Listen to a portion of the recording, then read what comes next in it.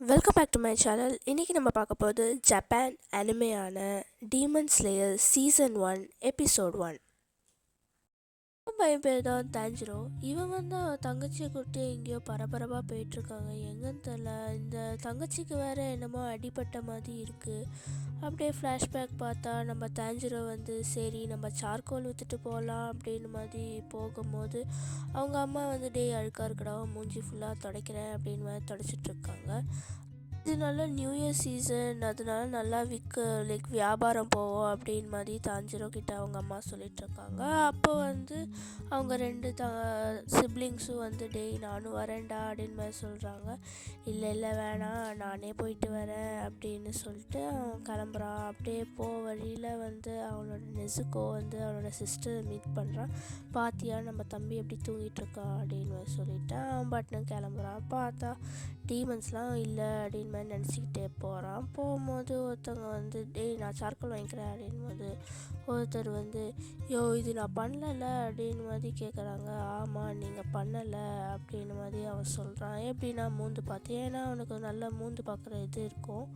சரி அப்படின்னு பார்த்தா ஒருத்தர் கூட வந்து ஹெல்ப் பண்ணடா அப்படின்னு மாதிரி கேட்குறாங்க. சரி ஹெல்ப் பண்ணிவிட்டு அவன் பாட்டு எல்லாத்தையும் விற்றுட்டு வர வழியில் ரொம்ப இதாகிடுச்சு அப்படின்னு மாதிரி ஒருத்தர் சொல்கிறாரு. அதோட டீமன்ஸ்லாம் சுற்றிட்டுருக்கோம் அப்படின்னு மாதிரி சொல்கிறாரு. சரி அவனும் ரொம்ப இதாக இருக்கே அப்படின்னு மாதிரி நினச்சிட்டு அவனும் சரி தங்கிட்டுருக்கான். நல்லா சாப்பிட்டுட்டு முடிச்சுட்டு அவன் வந்து கேட்குறான், இந்த மாதிரி டீமன்ஸ்லாம் வீட்டுள்ளே வருமா அப்படின்னு மாதிரி தாஞ்சிரோ வந்து அந்த ஒருத்தர்கிட்ட கேட்குறான். ஆமாண்டா வீட்டுலலாம் வரும் அப்படின்னு மாதிரி சொல்கிறாங்க.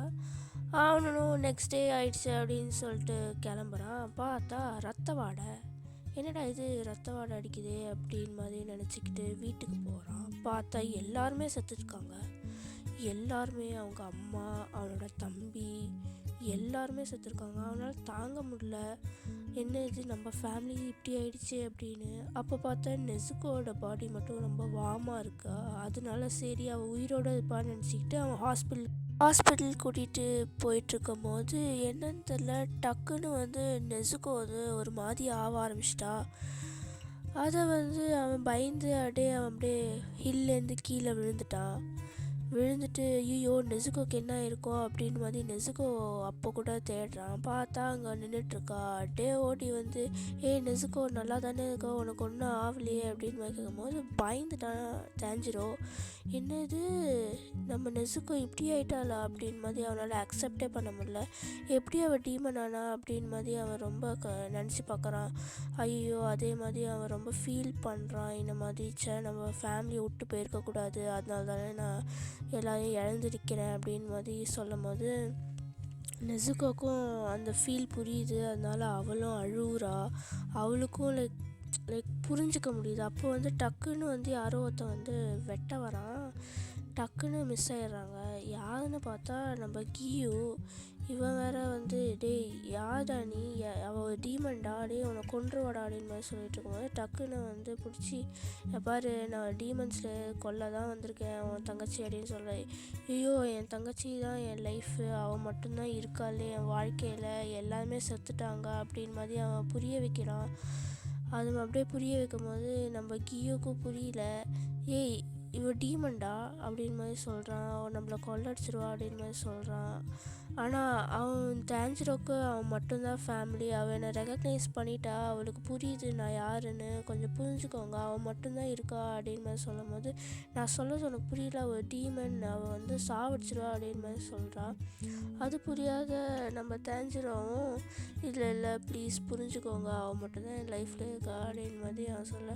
எப்பாடா நான் கூட கொஞ்ச நாள் முன்னாடி வந்திருந்தேன்னா அவன் ஃபேமிலியை காப்பாற்றிருப்பேன், நான் என்ன பண்ணேன், டைமை வந்து பண்ண முடியாது அப்படின்னு மாதிரி சொல்ல. தாஞ்சிரோவும் இங்கே பாருங்கள் எனக்கு யாருமே இல்லை, நீங்கள் தான் காப்பாற்றணும். டக்குன்னு நம்ம கியூவும் ரேஜ் மூடு போய் நான் சொல்லிகிட்ருக்கேன் உனக்கு புரியல, முடிஞ்சால் வேணால் வந்து சண்டை போட்டு உன் தங்கச்சி எடுத்துக்கோடா, இப்படி ஒரு கோழையாக இருக்கே அப்படின்னு மாதிரி நம்ம கியூவும் சொல்கிறான். தாஞ்சிரோ அந்த அப்படியே சரி நம்ம தங்கச்சி தான், நம்ம தான் காப்பாற்றணும் அப்படின்னு ஆக்ஸ் எடுத்துகிட்டு அப்படியே குத்த போகும்போது டக்குன்னு கியூவும் இவனை மயக்கடிச்சிடுறான்.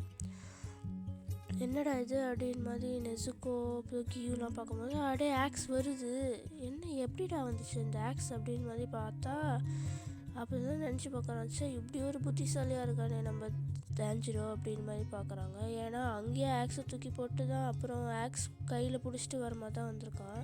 அப்போ பார்த்தா நெசுக்கவும் அப்படியே அவனை சாப்பிட மாதிரி போகிறான். சே, பார்த்தியா எல்லா டீமன்ஸும் இப்படி தான் அப்படின்னு பார்த்தா டக்குன்னு அவன் ப்ரொடெக்ட் பண்ண ஆரம்பிச்சிட்டா நம்ம தேஞ்சிரோவை.